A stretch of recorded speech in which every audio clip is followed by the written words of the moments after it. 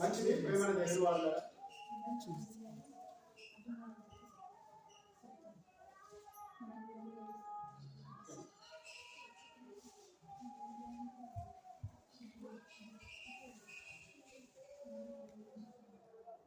మనము కొన్ని నెలలుగా ధ్యానించుకుంటూ వస్తున్న అంశము దేవుడు ఎలా ఉంటాడు అనే సంగతిని ధ్యానించుకుంటూ వచ్చాం. గతంలో కాలాతీతుడు అనే సంగతిని తెలుసుకున్నాం.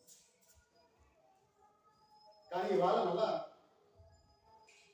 దేవుడు ఎలా ఉంటాడు అన్న సంగతిని మొట్టమొదటి అంశ భాగాన్ని మీతో పంచుకోవాలని ఆశపడుతుంది. కొందరు అప్పుడు ఉన్నారు, కొందరు లేరు. కానీ మళ్ళొకసారి మీకు జ్ఞాపకం చేయడం మంచిదని తలంచారు. ప్రేమైన దేవుడు వాళ్ళ ఇవాళ మనిషి మార్కెట్లో వారికి కావలసిన సరుకులు వస్తువులు దొరుకుతున్నాయి.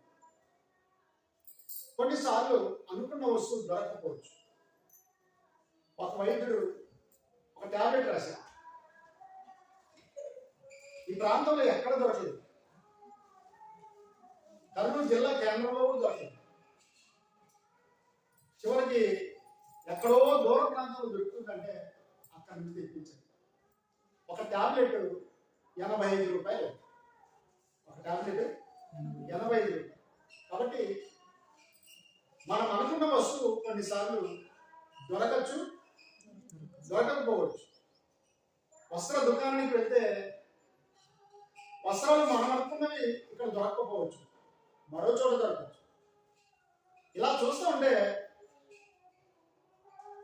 చదువుకున్న యూత్ వాళ్ళకు కావలసిన ఉద్యోగం ఈ ప్రాంతంలో దొరకకపోవచ్చు, మరో ప్రాంతంలోనైనా దొరకవచ్చు. ఇలా చూస్తూ ఉంటే సమాజంలో, ప్రపంచంలో మనం అనుకున్న వస్తువులు, అనుకున్న చదువులు, కావలసిన ఉద్యోగాలు ఇలా దొరకచ్చు, దొరకపోవచ్చు. కానీ దేవుళ్ళు అనే మార్కెట్లోకి వెళ్తే ఏ సందుకు వెళ్ళినా, ఏ వీధికి వెళ్ళినా, ఏ కుగ్రామానికి వెళ్ళినా దేవుళ్ళు దేవతలకు కొదవలేదు. ఎందుకంటే లోకంలో జనాభా ఎలా పెరుగుతూ పోతా ఉందో దేవుళ్ళ సంఖ్య కూడా ఒకరోజుకి అలా పెరిగిపోతూనే ఉన్నారండి. 1, 10, 100, 1000, 10,000, 1,00,000, 10 లక్షలు, 1,00,00,000, 10 కోట్లు ఇలా ఇట్లా వెళ్ళిపోతుందండి. మనుషుల జనాభా ఎలా పెరిగిపోతుందో దేవుళ్ళ జనాభా కూడా ఇవాళ కోట్ల సంఖ్యలోకి పెరిగిపోవడం బాధాకరమైన విషయం. దేవుడు ఒక్కడే. కానీ మనిషి ఆ ఒక్క దేవుడిని అర్థం చేసుకోకుండా, తెలుసుకోకుండా, పరిశీలించకుండా, ఆ ఒక్క దేవుడిని నమ్మకుండా పలు విధములైన లక్షల కోట్ల దేవుళ్ళను, దేవతలను తనంతకు తానే సృష్టించుకొని దానిని పూజించి నిత్యనాశనానికి వెళ్ళిపోతా ఉన్నాడు. చాలా జాగ్రత్తగా ఆలోచించాలి. దేవుడు అంటే ఎలా ఉండాలి. ఈ మనుషులు అనుకుంటున్నారు దేవుడు ఎలా ఉండాలి అంటే 4 కాళ్ళు ఉండాలి, దానికి ఒక తోక ఉండాలి, 2 కొమ్ములు ఉండాలి, 2 చెవులు ఉండాలి, అంటే ఒక పశువు ఆకారాన్ని ఊహించారు. అందుకంటే మనిషి జంతువును లేదా పశువును ఆరాధిస్తున్నాడు. ఇదే దేవుడు అంటున్నాడు.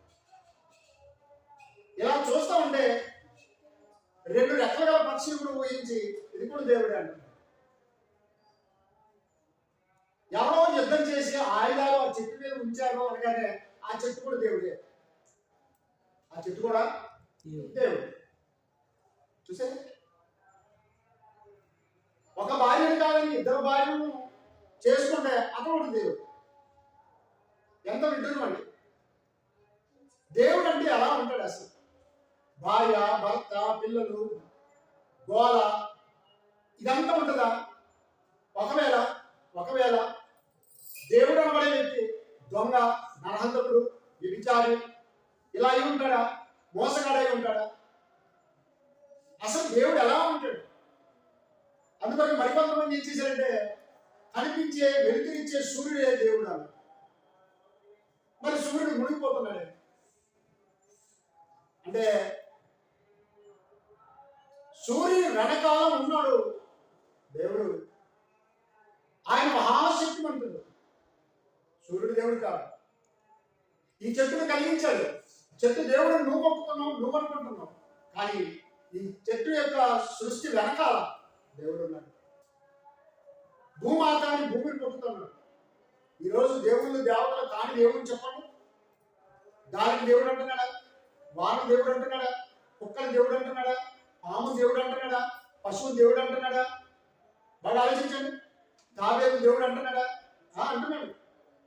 సూర్యుని దేవుడు అంటున్నాడు, చంద్రుని దేవుడు అంటున్నాడు, నక్షత్రాలు దేవుడు అంటున్నాడు, ఎండను దేవుడు అంటున్నాడు. ఇలా ఏది చూసినా ఏది కనిపించినా దాన్ని దేవుడు దేవుడు దేవుడు దేవుడు. కానీ ఈ సృష్టి అంతటి వెనక దేవుడు ఉన్నాడు. ఆయన కనిపించడు. ఆయన అదృష్టుడు, సర్వశక్తిమంతుడు. ఆయన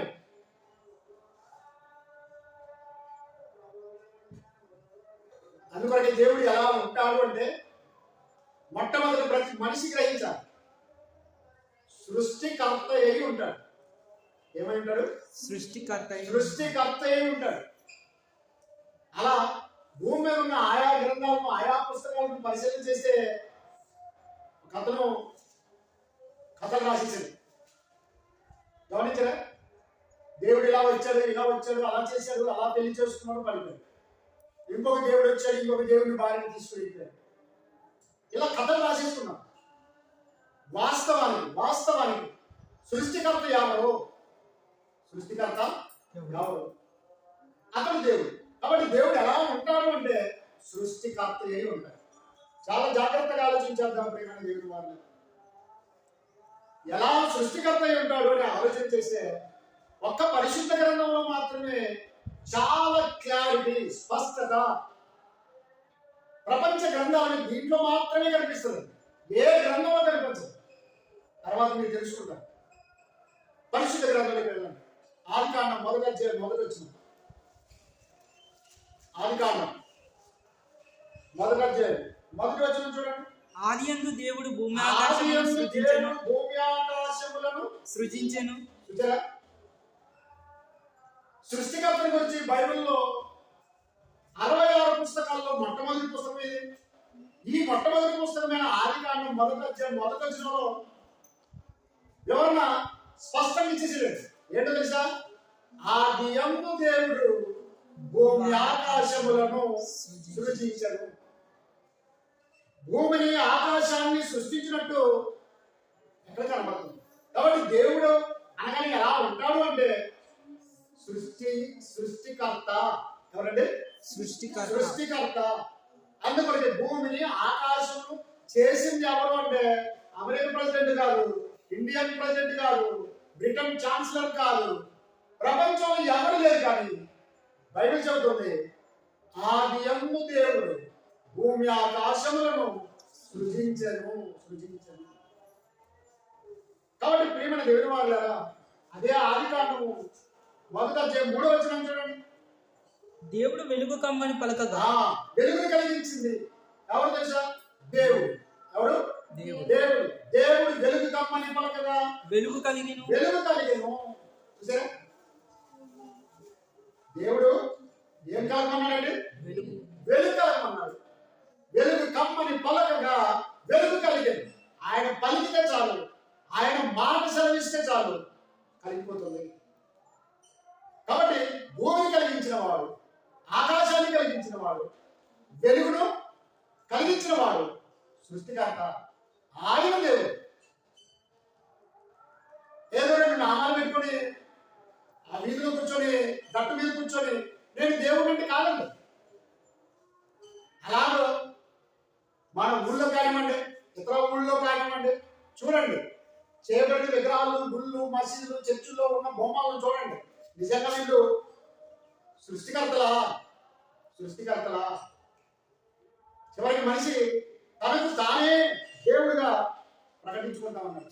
తనకు తానే భావాలుగా చలామణి అవుతా ఉన్నాడు. వారిని ఈ సమాజం కలియుగ దైవము, ఏ దైవం అండి? కలియుగ దైవము అంటుంది. ఎంతవరకు సమంజసం? వాళ్ళు నిజంగా భూమిని కలిగించారా? ఆకాశాన్ని కలిగించారా? వెలుగును కలిగించారా? చూడండి, అదే ఆదికాండం 1వ అధ్యాయంలో చూద్దాం. 5వ వచనం, 6వ వచనం.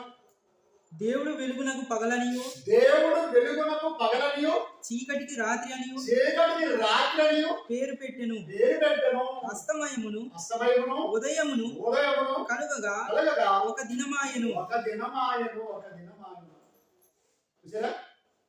మొదట ఎంత వివరించాడంటే, ఆకాశమును సృష్టించాడు, భూమిని సృష్టించాడు, వెలుగు కమ్మని పలికాడు. ఇప్పుడు వెలుగును చీకటిని వేరు చేశాడు. వెలుగునకు పగలని పేరు పెట్టాడు, చీకటికి రాత్రి అని పేరు పెట్టాడు. అంటే చీకటిని కలిగించిన వాడు దేవుడే,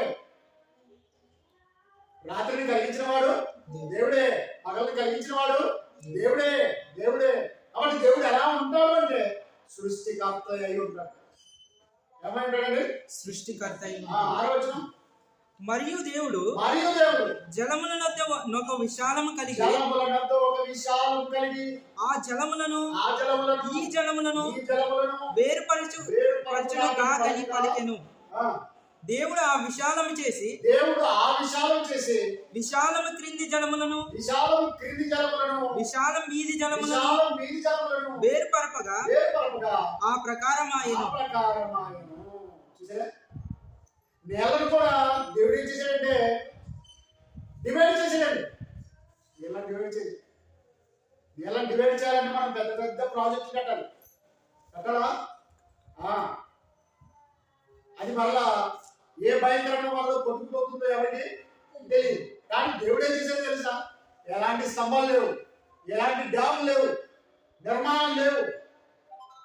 ఆయన ఏం చేశాడంటే ఆకాశం పై జలములు పైకి, కింది జలములు కిందికి వేరుపరపగా ఆ ప్రకారం పై నీళ్లు నిలబడిపోయాయి, కింద నీళ్లు కిందికే వెళ్ళిపోయాయి.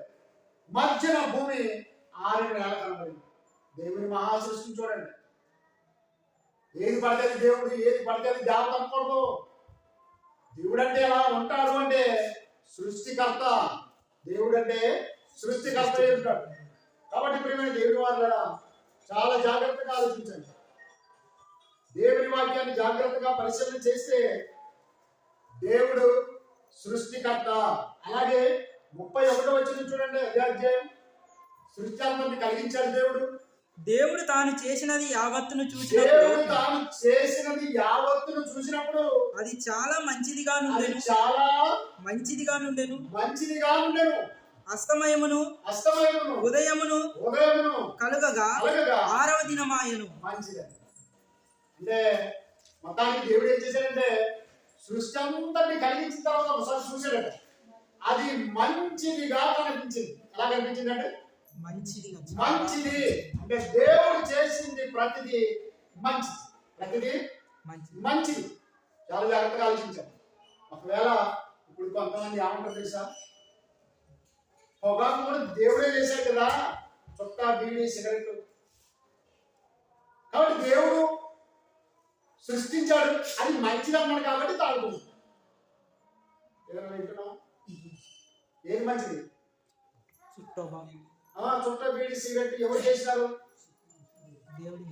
పొగాకు చేసిన ఆయన కదా. కాబట్టి దాన్ని పొడి చేసుకున్నాం, ఇలా చుట్టుకొని తాగుతున్నాం. అది చుట్టా, అది బీడీ, అది సిగరెట్. తప్పుందా అనే వాళ్ళు చాలా ఉంది. కానీ ఆహారం కాని దానికి మీరు ఎలా రోగాలు ఇచ్చగలరు? మీరు ఆరోగ్యాన్ని పాడు చేసేది. కాబట్టి సృష్టిలో ఉన్న ఈలాగు వృక్ష జాతిని, గడ్డి పరకలను, కూర మొక్కలను చూస్తే మనిషి తినడానికి కొన్ని పెట్టాడు, పశువులకు కొన్ని పెట్టాడు, పక్షులకు కొన్ని పెట్టాడు, మరికొన్ని వైద్యం కోసమే పెట్టాడు. దేనికి పెట్టాడు? వైద్యం కోసమే పెట్టాడు. ఇప్పుడు ఆ పొగాకు దేవుడు సృష్టించాడు, మంచిదన్నాడు, తాగుతున్నాను. ఒకవేళ ఆ కళ్ళు, సారా, బ్రాండీ, విస్కీ దేవుడే సృష్టించాడు కాబట్టి తాగుతున్నాము అని నువ్వు అనుకున్నట్లయితే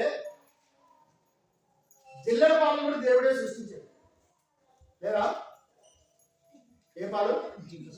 మరి అవి కూడా గేదె పాలు ఆవు పాలు అనుకొని ఎందుకు తాగకూడదు?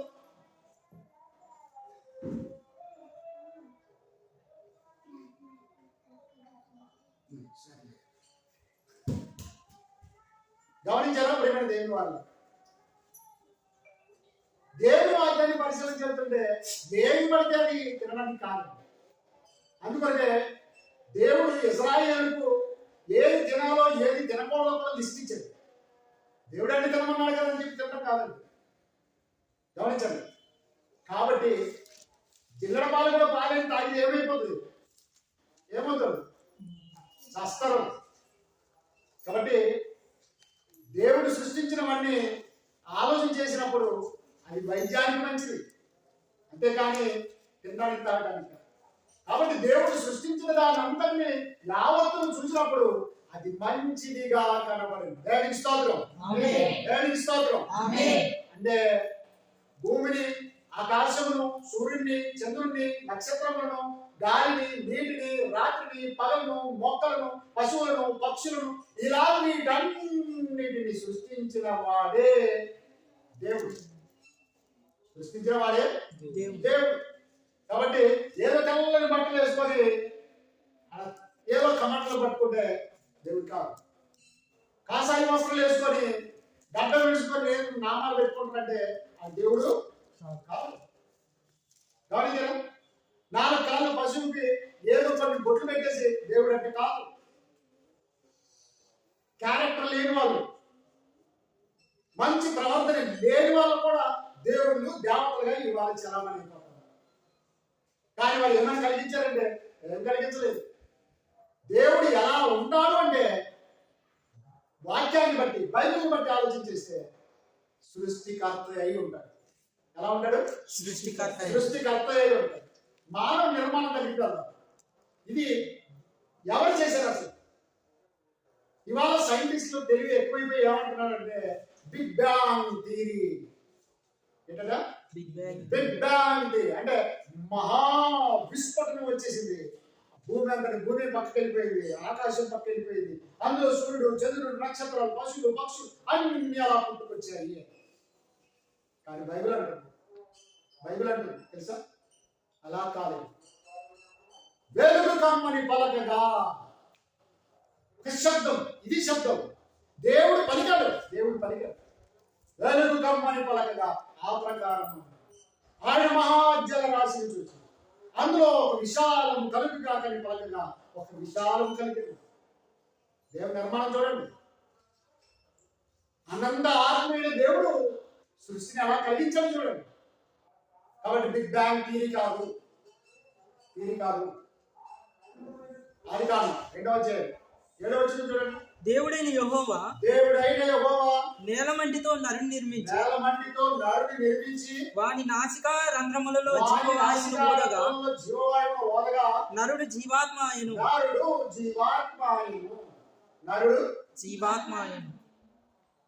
ఇక్కడ మీరు జాగ్రత్తగా గమనిస్తే ఆదికాండం 1వ అధ్యాయం అంతా కూడా ఏముందో తెలుసా?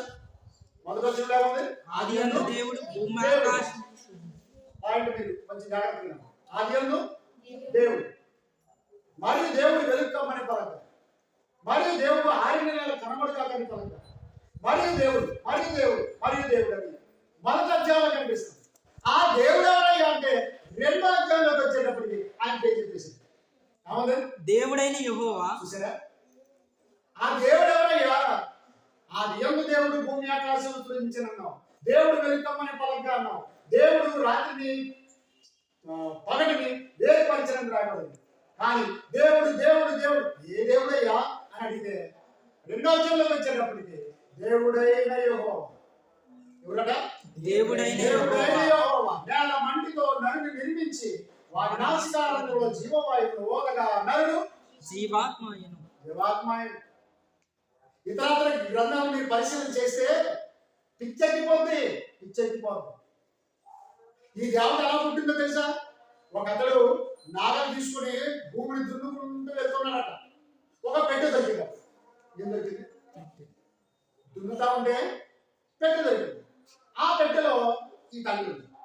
కాబట్టి ఆమె భూమాత. ఎవరు పుట్టించారు? చూసారా? ఆమె దేవతేనా? అది దేవుడేనా? మళ్ళీ ఒక శక్తివంతురాలు పుట్టిందట. ఆమె గమనించారా? 3 గుడ్లు పెట్టింది. 3 గుడ్లు పెట్టిందట. ఆ ముగ్గురే సృష్టికర్తలు. ఆ ముగ్గురే దేవుడు, త్రిమూర్తులు. ఎవరు? ఏం చెప్పట్లేదు, చెప్పాలా? వాళ్ళ నిజంగా మీరు సృష్టికర్తలేనా అంటే ఈయన కాదు, ఈయన కాదు, ఈయన. ఎవరాయన? ఆయన పేరు బ్రహ్మ. అయ్యా సృష్టిని కలిగించామండి, ఇవన్నీ నేనేం కలిగించలేదు, కానీ నేను కలిగించింది వేరు. ఎలా? నేను మనిషిని సృష్టించాను. ఎలా సృష్టించావయ్యా అంటే ముఖం నుండి బ్రాహ్మణులు వచ్చారు, భుజముల నుండి క్షత్రియులు వచ్చారు, తొడల నుండి వైశ్యులు వచ్చారు, పాదాల నుండి శూద్రులు వచ్చారు. అర్థమైందా? సృష్టి ఎలా చేశారో చూడండి. వారి గ్రంథాల్లో ఎంత పిచ్చిందో చూడండి. ముఖం నుంచి బ్రాహ్మణులు వచ్చారట, భుజాల నుండి క్షత్రియులు వచ్చారట, తొడల నుండి వైశ్యులు వచ్చారట, పాదాల నుండి శూద్రులు వచ్చారట.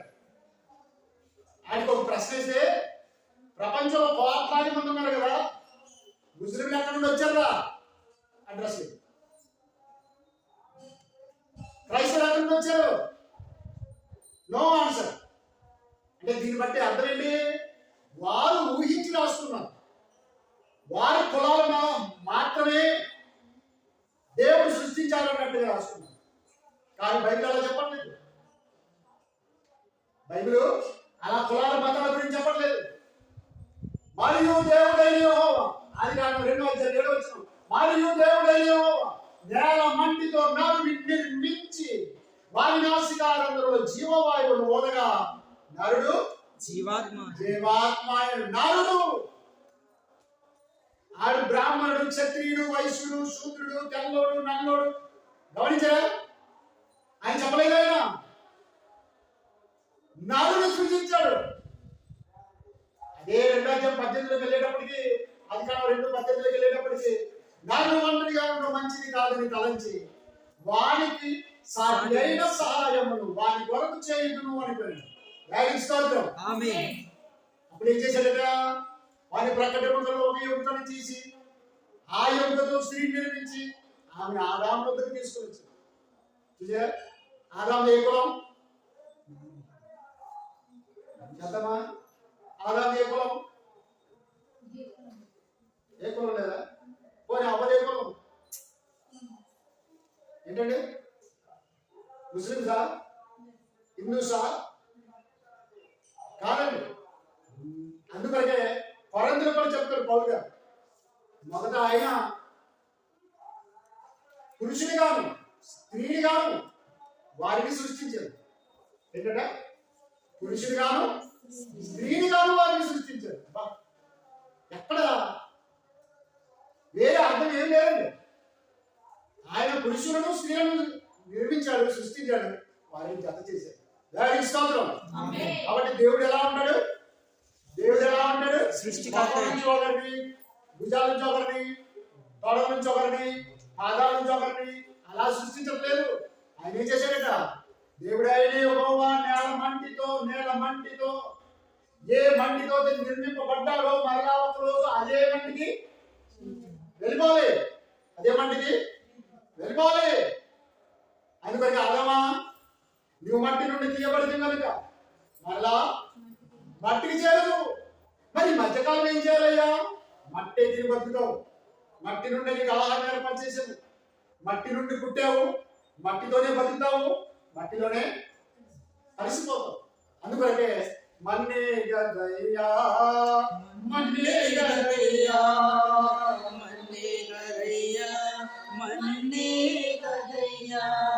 మనలోని ఆత్మజ్యోతికి తప్ప మనలోని గంతమనే గదయ్యా మనలోని ఆత్మజ్యోతికి తప్ప మనలోని గంతమనే మన్నే గదయ్యా మన్నే గదయ్యా. ఆదికాండం 14వ అధ్యాయం 23వ వచనం. ఆదికాండం 14వ అధ్యాయం 23వ వచనాన్ని చూడండి. అబ్రాము నేనే అబ్రామును ధనవంతునిగా చేసితినని నీవు చెప్పకుండానట్లు ఒక నూలు పోగైనను చెప్పుల వారైనను నీ వాటిలో ఏదైనను తీసుకొనని ఆకాశమునకు భూమికిని సృష్టికర్తయును చూసారా, సృష్టికర్త సర్వోన్నతుడును దేవుడనైన యెహోవా ఎదుట నా చెయ్యి ఎత్తి ప్రమాణం చేసి ఉన్నాను. గమనించండి ప్రియమైన దేవుని వాళ్ళ, ఏదో ఒక రాజు వచ్చాడు, అశ్వరుడు రాజు, ఇదిగో ఇవి తీసుకొని ఆ మనుషులు నాకు ఇచ్చేసేయి అంటే, నీ వలన అబ్రహాము ధనవంతుడు అయ్యాడు అని నేను అనిపించుకోకూడదు. కాబట్టి నీ దగ్గర నూలు పోగైనను చెప్పుల వారైనను నేను తీసుకోను అని ఆకాశమునకును భూమికి సృష్టికర్తయై సర్వోన్నతుడైన దేవుడైన యెహోవా నేను పొందుకుంటాను, అలా ధనవంతుడు అవుతాను. కానీ అలాంటి రాజు వల్ల నేను ధనవంతుడు అయ్యానని అనిపించుకోను. కాబట్టి నీ దగ్గర నూనె పోపు కూడా తీసుకోను, నీ దగ్గర చెప్పులు వారు కూడా తీసుకోను. ఎందుకంటే దేవుడు సర్వోన్నతుడు, దేవుడైన యెహోవా భూమికి ఆకాశమునకు సృష్టికర్త. ఆయన నన్ను ధనవంతుడిని చేయాలి. ఏంటండి దేవుడు ఎలా ఉంటాడు? అబ్రాహ్మణుడు భూమి ఆకాశమును సృష్టించిన దేవుడైన యెహోవా అతడు సర్వోన్నతుడు, దానికి స్తోత్రం. ఆమేన్. కాబట్టి దేవుడు ఎలా ఉంటాడు అంటే నాలుగు బండలు పట్టేసి అక్కడ కూర్చున్నట్టు కాదు. గమనించారా? పెద్ద విగ్రహంగా చేసి నిలబడే దేవుడు కాదు ఆయన. ఆయన మహాకాశములు పట్టజాలని దేవుడు. ఆయన భూమి ఆకాశములకు సృష్టికర్త. ఇలా చూస్తుంటే ప్రేమైన దేవుడు ఎలా ఉంటాడు అంటే కర్త అయి ఉంటాడు, సృష్టికర్త అయి ఉంటాడు. నిర్గమాక 20వ అధ్యాయం పరిశుద్ధ గ్రంథాన్ని పరిశీలించాలి. నిర్గమాక 20వ అధ్యాయం 11వ వచనం. 20:11. 6 దినములలో యెహోవా ఆకాశమును భూమిని సముద్రమును వాటిలోని సమస్తమును సృజించి 7వ దినమున విశ్రమించెను. 6 దినాలు ఏం చేశాడు ఆయన? ఆకాశమును భూమిని సముద్రమును అందులో ఉన్నవన్నీ సమస్తము అంటే లిస్టు రాసుకుంటూ పోతే పెద్దగా ఉంది. ఇప్పుడు శాస్త్రజ్ఞులు కనిపెడుతున్నారు, పరిశీలన చేస్తున్నారు. పరిశోధన ఎన్ని ఉన్నాయో తెలుసా? జీవరాశులు ఎన్ని ఉన్నాయని తెలుసా? బొంగలు, కోళ్ళు, కుక్కలు, నక్కలు, గుర్రాలు, కుందేళ్ళు, గాడిదలు, ఒంటెలు, జిరాఫీలు, సింహాలు, పులులు, పెద్ద పులులు, చిన్న పులులు, చిరతలు, ఇలా లెక్కించుకుంటూ పోతే జీవము 84 లక్షలు, చావు పుట్టుకలిక్కడ, ఎవరు చేసిన పాప కర్మములను భవించేనక్కడ. ఎన్నున్నాయట? జీవము 84 లక్షలు, 84 లక్షల రకాల జీవరాశులు ఉన్నాయట. ఇంకా ఉన్నాయి, అవి ఇంకా కనిపిస్తుంది. పరిశోధన చేసుకుని పోతున్నారు. చూసారా? ఒక్కసారి మనం మట్టిలో ఇప్పుడు చేయి పెట్టి తీస్తే మన దేశ జనాభా ఎంత ఉందా సార్? మన దేశ జనాభా ప్రపంచంలో ఎక్కువ జనాభా ఉన్న దేశం ఏది? కాదు, ఇండియా. చైనా వెనకేసేసాం, సెకండ్ ప్లేస్ లోకి వచ్చేసింది. మనమే ఫస్ట్ ప్లేస్.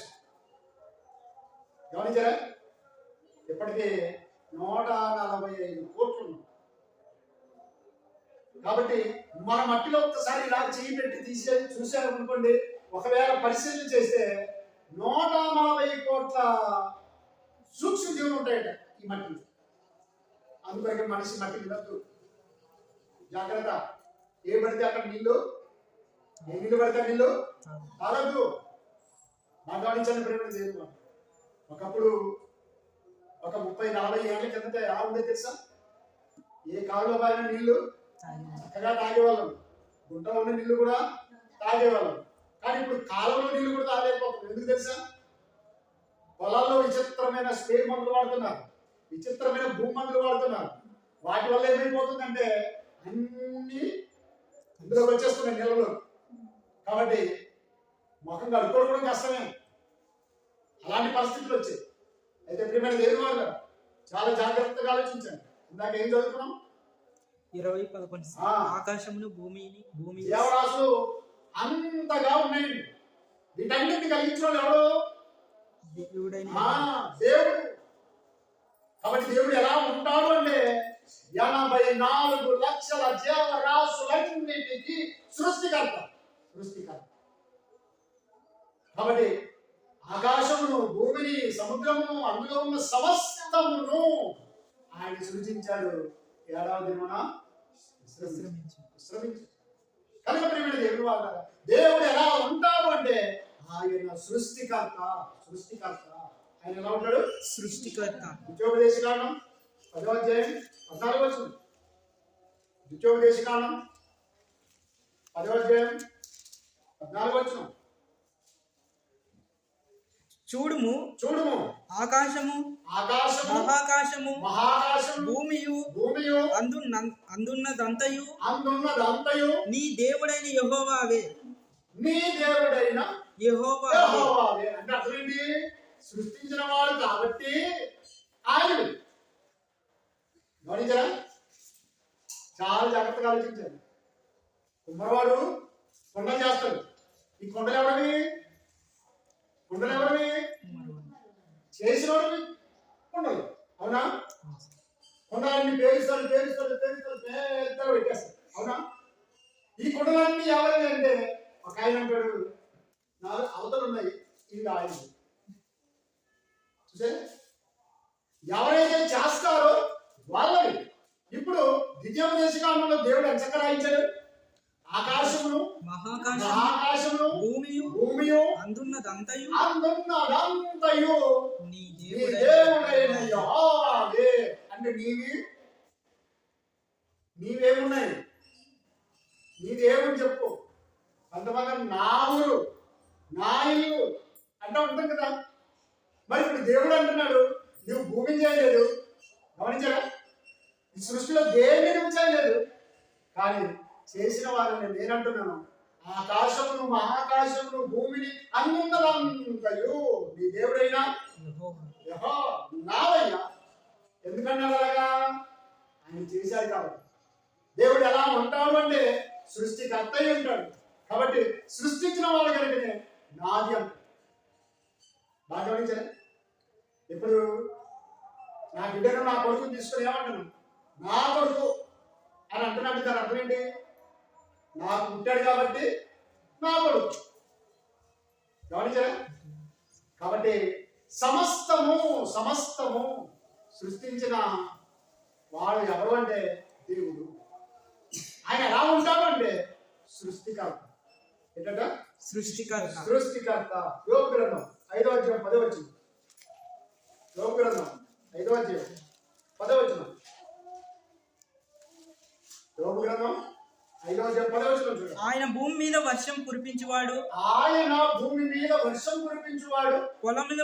పొలముల మీద నీళ్లు ప్రవహింపజేయవాడు. అట్లు ఆయన దీనులను ఉన్నత స్థలములలో నుంచును. మంచిది. అందుకే చాలా జాగ్రత్తగా ఉంచండి. వర్షకాలం వర్షం కురియకపోతే ఏం చేస్తారు? చాలా మంది అన్నిలు ఏం చేస్తారు? నీళ్లు తీసుకురానికి వెళ్తారు. ఎలా వెళ్తారు తెలుసా? వేట కొడవలు పట్టుకొని, గుండ్రగొడ్డలు పట్టుకొని, ఆయుధాలు పట్టుకొని, నీ కథ చూస్తాం, నీవు ఎక్కడావు అన్నట్టు వెళ్తారు. గొడవలకి రెండింటికి ఎట్లా వస్తారు? గొడవలకి కాళ్ళ చేతులు కట్టేసుకొని వస్తారా? ఎట్లా వస్తారు? ఆ, గమనించారా? ఒకసారి మనకు తెలుసు కదా, ఎస్సీలకి బీసీలకి పెద్ద గొడవ పడదు, ఏ ఊళ్ళో చూసినా పడదు. నేను ఒక చోట అనుకోకుండా ఏదో రాసుకుంటూ కూర్చున్నాను బస్ స్టాండ్ దగ్గరలో. ఆ గొడవ సంగతి నాకు తెలియదు. అటు నుంచి ఒక వర్గం, ఇటు నుంచి ఒక వర్గం వచ్చింది. ఇద్దరి మధ్యలో నేనున్నాను. ఇద్దరి మధ్యలో ఎవరికి వాళ్ళు ఆయుధాలు తెచ్చుకున్నారు, ఎవరికి వాళ్ళు రాళ్ళు తెచ్చుకున్నారు, రెడీ అయినారు. నేను అంతవరకు కూడా ఇంకా దాన్ని ఏమంటారు, మన ధ్యాసలోకి రాలేదు. ఇక్కడ గొడవలు జరుగుతున్నాయా, ఇక్కడ నుంచి వెళ్ళిపోవాలి ఆలోచన ఏమి లేదండి, రాలేదు. బీసీ వాళ్ళు ఏం చేశారు తెలుసా? ఏ సార్ అమాయకుడు అబ్బా, ఇక్కడ సారు అమాయకుడు, అయ్యే దేవుడి మాట చెప్పుకొని తిరుగుతాడు అని వాళ్ళే వచ్చి నన్ను లేకపోయి, సార్ సార్ సార్ మీరు తెలియకోసారు ఇటు పోసారు అంటున్నానే. రాళ్ళు పడుతున్నాయి, వీళ్ళకి అంటారు, తలలు వదులుతున్నాయి, నీళ్లు వేస్తున్నారు, అక్కడ తలలు వదులుతున్నాయి. చూసారా? మన వాళ్ళు అనుకుంటున్న వాళ్ళే నన్ను జాగ్రత్త పరచలేదు. బీసీలే అమాయకుడికి ఏడు పడితే కష్టం కదా అని చెప్పి నన్ను లేపుకొని వేరే చోట తీసుకెళ్ళారు. అంటే వెళ్ళిపోసారు, ఇట్ట పోసారు, మీకు వెళ్ళిపోసారు. చూసారా? కాబట్టి ప్రియమైన దేవుని వాళ్ళారా, దేవుని వాక్యం ఏముంది యోగ గ్రంథంలో? ఆయన భూమి మీద వర్షం కురిపించువాడు. ఆయన భూమి మీద వర్షం సృష్టించారు. కాబట్టి దేవుడు ఎలా ఉంటాడు అంటే, ఆయన ఆకాశము మేఘములతో కాపును, ఆయన ఆకాశము మేఘములతో కాపును, భూమి కొరకు వాచము సిద్ధపరచును, భూమి కొరకు సిద్ధపరచును, దేవునికి స్తోత్రము గానము చేయుటయే మంచిది. దేవునికి స్తోత్రం. ఆమేన్. కాబట్టి దేవుడు ఎలా ఉంటాడు అంటే సృష్టికర్త అయి ఉంటాడు. ఆయన ఆకాశమందు మేఘములు ఏర్పాటు చేసి పొలములలో నీళ్లు పారినట్లు చేయను, భూమి మీద వర్షాన్ని కురిపించు. వర్షం త్వరగానే ఇదిగో ఆ విత్తనములన్నీ మొలుస్తాయి. ఆ విత్తనాలన్నీ మొలిసి ఫలిస్తే ఇదిగో మనుషులు తింటారు, వాళ్ళు బలం తెచ్చుకుంటారు, శక్తి తెచ్చుకుంటారు, వాళ్ళు నా కోసం బ్రతుకుతారని దేవుడు ఎంతగా సృష్టించాడు. కానీ దేవుడు అంటే మనిషి అనుకుంటున్నాడు. గమనించారా? రాయో రప్పో చెట్టో గుట్టో ఇలా అనుకుంటున్నాడు, ఒక్కో నక్క అంటున్నాడు. ఇదే దేవుడు, ఇదే దేవుడు. ఇజ్రాయేలు కూడా ఏం చేశారు తెలుసా? అహరోను వారి వెండి బంగారాన్ని వారి యొక్క నగరం ఇచ్చేసరికి అతను ఒక పోత విగ్రహం చేశాడు. ఆ విగ్రహం ఏం విగ్రహం? దూడ. ఏంటది? దూడ. మాట్లాడించండి. అప్పుడు దాన్ని ఒక గద్దెపై నిలబెట్టి ఏమన్నాడు తెలుసా? ఐగుప్తులో నుండి మనల్ని నడిపించిన దేవుడు ఇదే. ఏది? దూడ. ఇదే దూడ చూపించాడు. ఇదే ఏది? దూడ. మరి దేవుడు అంటున్నా ఇదే అంటున్నా. ఇదే అంటే ఇదే అన్నారు కదా, విగ్రహము. అర్థమైపోయింది. కాబట్టి ఐగుప్తులో నుండి మనల్ని నడిపించిన దేవుడు ఇదే అన్నారు. రాంగ్. చూసే అందుకే సినిమా వాళ్ళు ఏం చేశారు తెలుసా? దేవుడు చేసిన మనుషులు అని సినిమా చేశారు. మనుషులు చేసిన దేవుడు. వినండి, దేవుడి గోళ కనండి, మనుషుల లీల. ఎవడు పడితే వాడు చేసుకున్నాడు, ఎవడు పడితే వాడు చేసుకున్నాడు. ఆ మధ్య ఒక దేవాలయం ఓపెన్ చేశారు ప్రధానమంత్రి. ఏ ఆలయం? ఆ విగ్రహాన్ని బంగారంతో చేశారు. ఆ విగ్రహం కోరికలు ఎలా ఉన్నాయి తెలుసా? కర్ణాటకలో తయారు చేశారండి. కానీ ఎలా ఉన్నాయి తెలుసా? సేమ్ ప్రధానమంత్రి ఎట్లుంటారు అట్లా. మరి ఆయన చూడలేదు. ఎవరిని? దేవుడు అంటున్న వ్యక్తిని చూడలేదు. మరి ఎట్లుంటారంటే ఇష్టం ఉంటారు. గమనించారా? ఇలా చూసుకుంటే మనిషి ఊహించి చివరికి మనిషిని దేవుడు చేసేసాడు. మనిషి కలియుగ దైవం అని పూజించారు. కాబట్టి మనిషి దేవుడు ఎప్పటికీ కాదు, ఎప్పటికీ కాదు. దేవుడు ఎలా ఉంటాడు అంటే ఆయన సృష్టికర్త అయి ఉంటాడు. సృష్టికర్త అయి ఉంటాడు. ఇంకో ముందుకు వెళ్దాం, త్వరగా ముగించేద్దాం. ప్రియమైన దేవుడు వారిని కీర్తనల గ్రంథం 74వ కీర్తన 17వ వచనం. 74వ కీర్తన 17వ వచనం. భూమికి సరిహద్దులను నియమించిన వాడవు నీవే. వేసవి కాలము చలికాలము నీవే కలుగజేసితివి.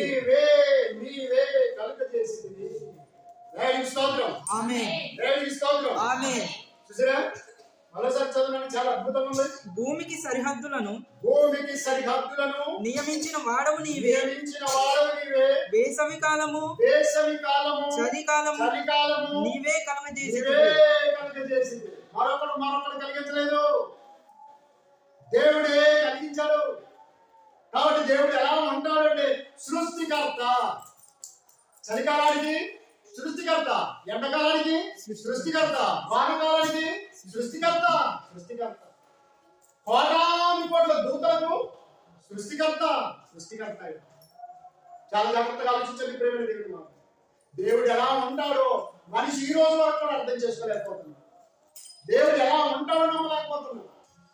కాబట్టి దేవుడిని సృష్టించుకుంటూ వీడు అంతమైపోతున్నాడు, కానీ దేవుడి జనాభా అంతం కావట్లేదు.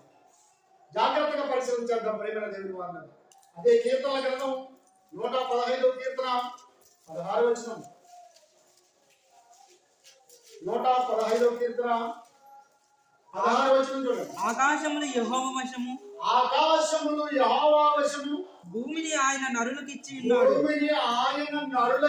ఉన్నాడు. ఎందుకంటే తన స్వరూపంలో తన కోరికలో సృష్టించుకున్నాడు కనుక నా పిల్లలంటూ ఉండాలని చెప్పి భూమిని సృష్టించి ఆయన ఏం చేశాడంటే నరులకి ఇచ్చాడు. మీకు చేతలైనందుకు చేసుకోండి. ఆదామానికి ఇచ్చాడు. ఎంత చేసుకుంటారండి వాళ్ళిద్దరు? ఆ గ్లాస్ వండుకుంటే సరిపోదు, అంతే కదండి.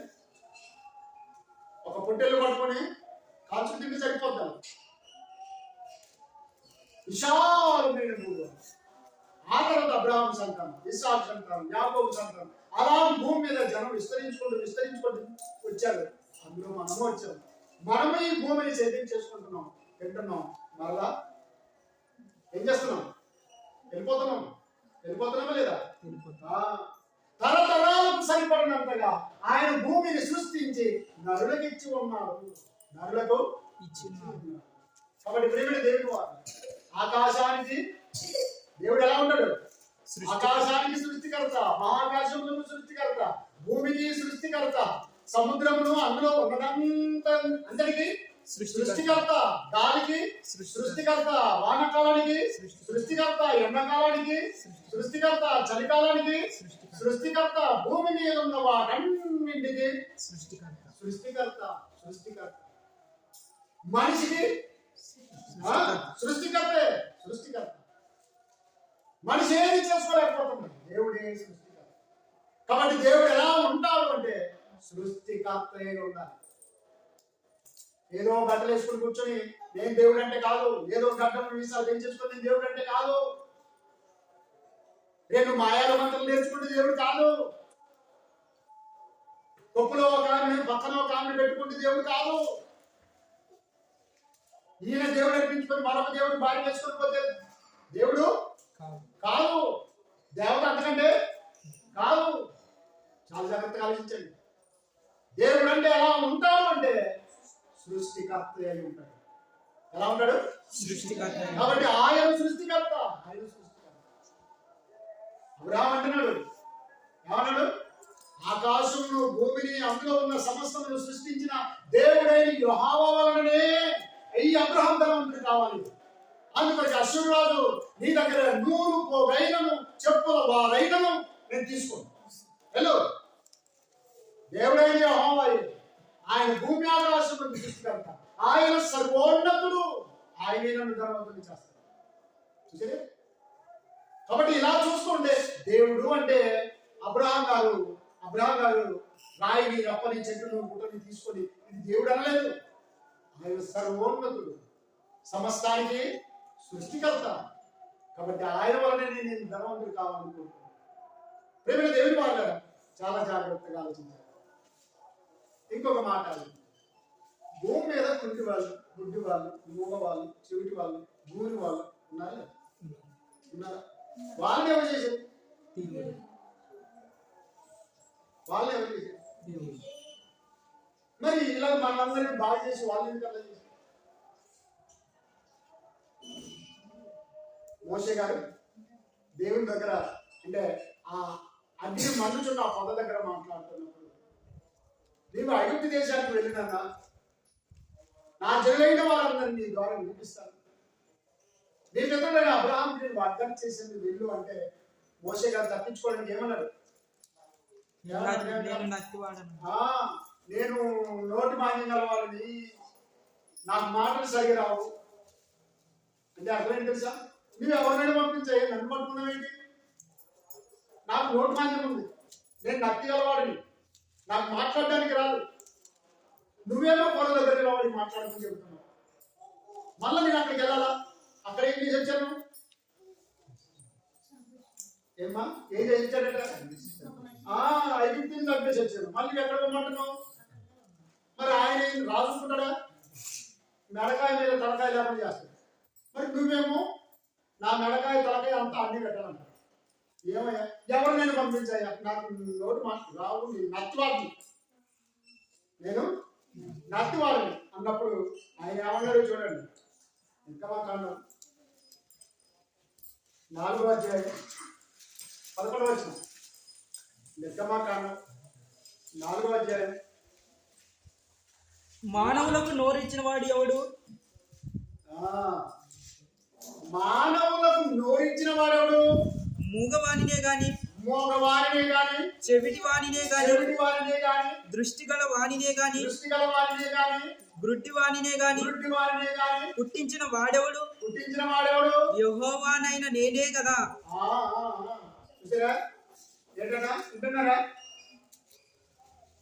మానవుడికి నోరిచ్చిన వాడెవడు? ఇష్టానుసరీతిగా మాట్లాడుతున్నాం కదా, చెడ్డ మాటల్లో పడుతున్నాం కదా, మున్సిపల్ గడ్డ కంటే అధ్వానంగా మాట్లాడుతూ ఉంటాం. రోత మాటలు గమనించారా? రోత మాటలు మాట్లాడుతుంటాం. మరి ప్రార్థనలు వచ్చామని తెలుసా? జీవనదిని నా హృదయములో ప్రవహింపజేయుమయా,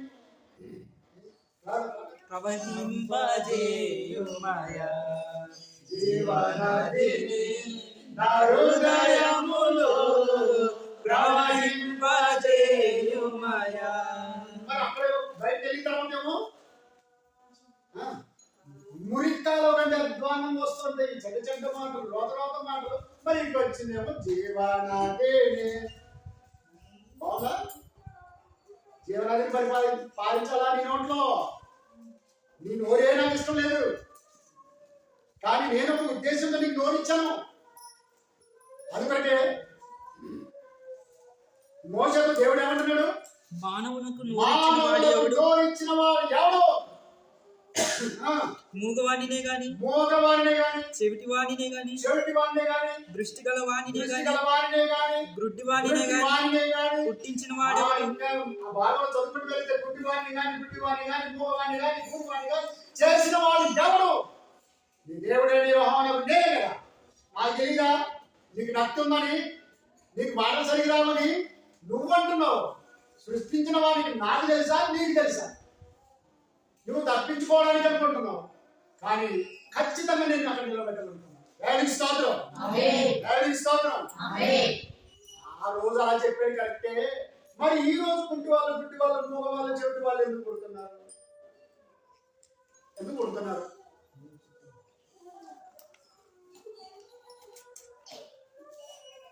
ఒక పుట్టుగుడ్డు వాడిని తీసుకుని వచ్చారు యేసుస్వామి గారు.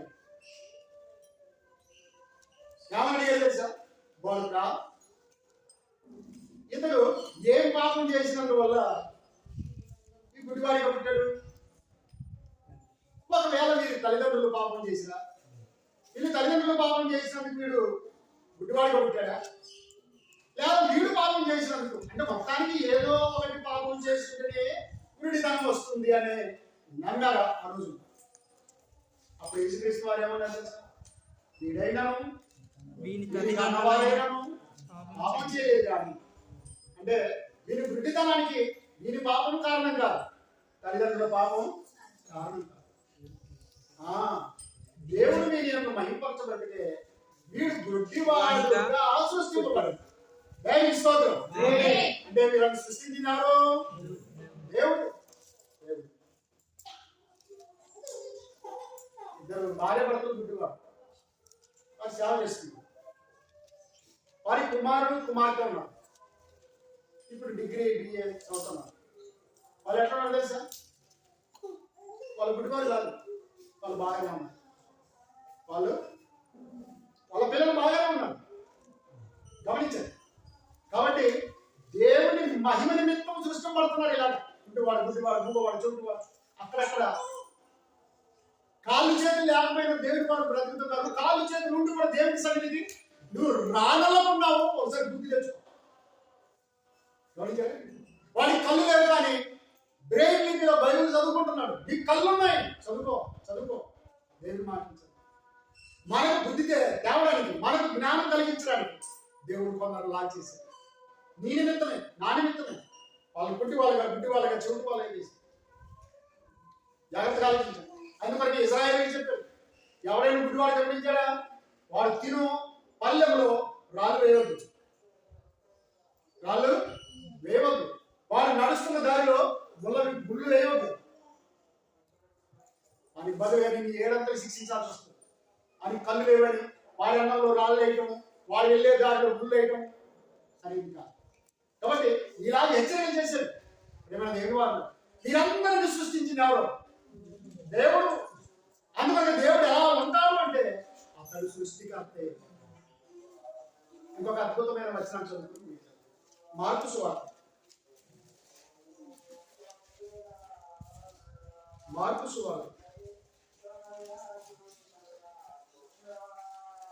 9వ అధ్యాయం 25వ వచనం.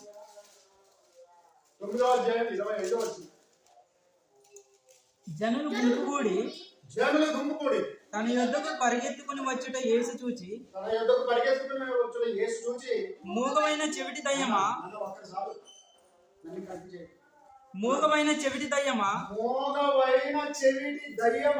వానిని వదిలిపొమ్ము, ఇక వానిలో ప్రవేశింపవద్దని నీకు ఆజ్ఞాపించుచున్నానని చెప్పి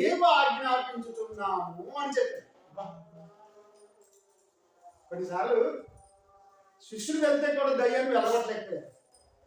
ఎందుకు వెళ్ళగొట్టలేకపోయారో వాళ్ళకి అర్థం కాదు. మేము యేసునామమును వెళ్ళగొట్టాలనుకున్నాం కానీ వెళ్ళిపోలేదు.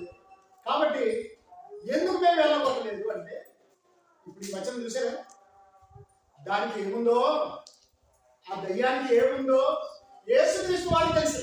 ఏముందట? రెండు ఉన్నాయి.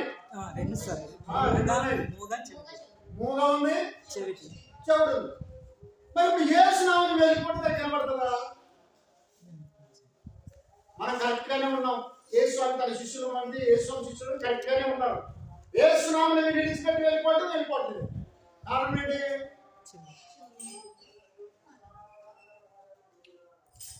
బాగా గమనించండి. ఒక దయ్యం పట్టిన వాడు యేసు శిష్యుడికి ఎదురుగా వచ్చారు. వీరు సర్వోన్నతుడైన దేవుని కుమారుడు, వీరు రక్షణ గురించి మీరు ప్రకటించుతున్నారు అని దయ్యం చెప్పింది. వీళ్ళు ఏం ప్రకటించడానికి వచ్చారు తెలుసా? రక్షణ గురించి ప్రకటించడానికి వచ్చారు. అంటే దానికి నోరు, దానికి మాటలు ఉన్నాయి. దేనికి? దయ్యం. ఆ దయ్యానికి మాటలు ఉన్నాయి. కానీ ఇక్కడ ఈ దయ్యానికి ఏం లేవు.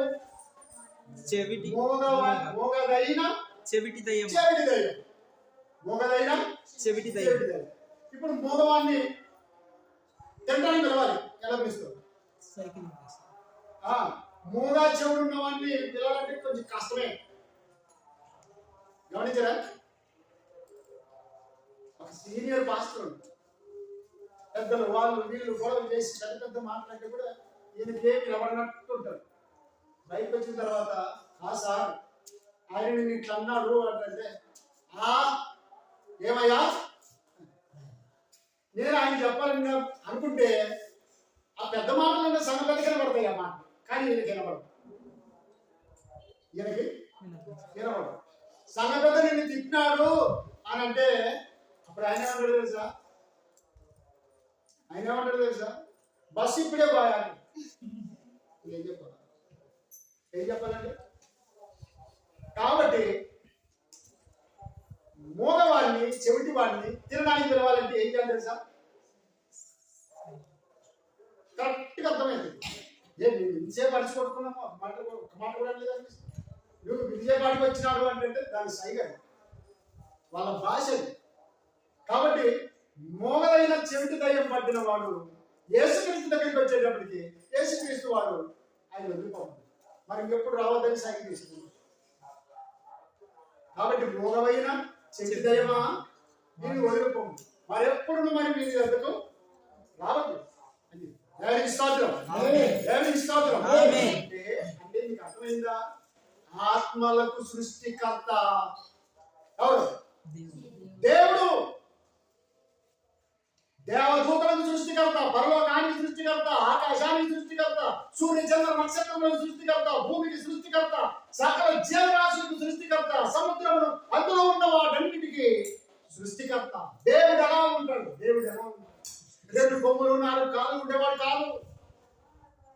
దేవుడి పేరు కుక్క కాదు, బల్లి కాదు, నక్క కాదు. గమనించరా? అది సింహం కాదు, పులి కాదు. చాలా జాగ్రత్తగా ఆలోచించండి. చెట్టు గుట్ట రాయి రప్ప కాదు, సూర్యుడు చంద్రుడు నక్షత్రాలు కాదు. ఆయన అనంత సృష్టికర్త. అనంత సృష్టి. దేవుడు ఎలా ఉంటాడని ఆలోచన చేస్తే సృష్టికర్త. ఏంటంటే సృష్టికర్త. కాబట్టి మనకు కనిపించే దేవుళ్ళు, దేవతల విగ్రహాలు, వీధి వీధికి దేనికి చూడండి, బాగా చూడండి. నిజంగా సృష్టికర్త అని ఆలోచన చేస్తే మనిషి మలిచాడు బొమ్మ కలిగా పెట్టాడు. 9 రోజులు నిలబెడతారు, 9వ రోజు తీసుకొని వెళ్ళి వాళ్ళే కన్ని తగలేసి నీళ్ళలో ముంచేస్తారు. మరి దేవుడు అని 9 రోజులు పూజ చేస్తారు, సంవత్సరం పొడవును పూజ చేస్తారు, వాళ్ళే తల్లి తగిలేస్తారు. ఇది దేవుడా ఆలోచించు. కోతి చస్తే కూడా కోతి దేవుడే, కుక్క చస్తే కూడా కుక్క దేవుడే కాదా? కాబట్టి ఇలాగ సమాజం దేవుళ్ళను దేవతలను చేసుకుంటూ ఇప్పటికి 33 కోట్లు అయిపోయింది. ఇంకా 53 కోట్లు 100 కోట్లైనా ఉంటుంది. కానీ మనుషులు సృష్టించుకున్న దేవుళ్ళు దేవతలు కాదు. కానీ దేవుడు సృష్టించిన మనుషులైతే వాస్తవం దేవుడు ఒక్కడే. ఆయన ఎలా ఉన్నాడు? సృష్టికర్త. కాబట్టి అలాంటి సృష్టికర్త సమస్తాన్ని సృష్టించాడు. ఆయన యందు భయభక్తులు కలిగి ఆయన దగ్గరికి చేరడానికి తన కుమారుని యేసుక్రీస్తుని పంపించాడు. యేసుక్రీస్తు దేవుడి కుమారుని నమ్మి బాప్తిసం పొంది రక్షింపబడి భూమి మీద కొద్ది రోజులు దేవుడి కొరకు నమ్మకంగా బ్రతికి దేవుడిని చోటుకు వెళ్దాం. దేవుడు తన మాటలను మన హృదయంలో వచ్చి ఫలింపజేయాలి. దేవునికి స్తోత్రం. ఆమేన్. దేవునికి స్తోత్రం. ఆమేన్.